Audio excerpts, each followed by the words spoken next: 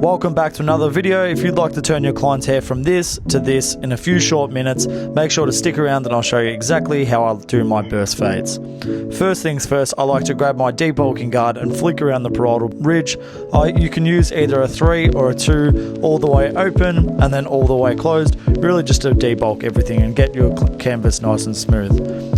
Next, I grab my 1.5 all the way open and I go slightly below that number 3 or that 2.5 that we just did and really just flick around and make sure there's no weight at all below. To begin the fade, I really need to skin everything out, so I go in with my skin trimmer and really debulk everything as smooth as possible and create a nice profile at the bottom of the head, and this will be the profile of the whole fade as we fade up.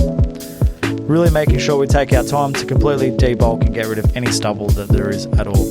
Next, I'm going to line up the bottom. I'm shaping this client's hair into a V, as that's what his preference is, and then I'll foil everything out, making sure that everything's smooth and we've got a nice clean canvas to work on.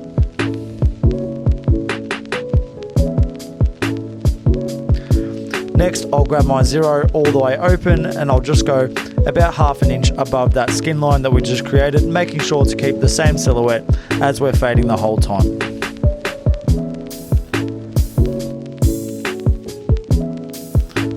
Next thing I'll do is put my 1 guard on and open my clipper up all the way and just go a little bit higher than what we just did with our 0 all the way open, and we're always making sure we keep that same silhouette.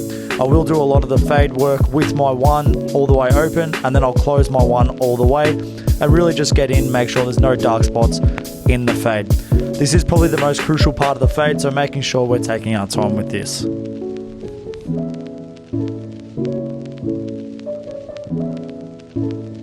The second last step I like to do with the fade is put my 0.5 guard on the clipper and open and close and really just transition between the two lever settings and make sure there's no dark spots at all in the fade.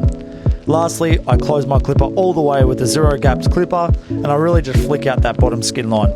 This can be the thing that really makes or breaks your fade, so making sure we're taking our time whilst doing this.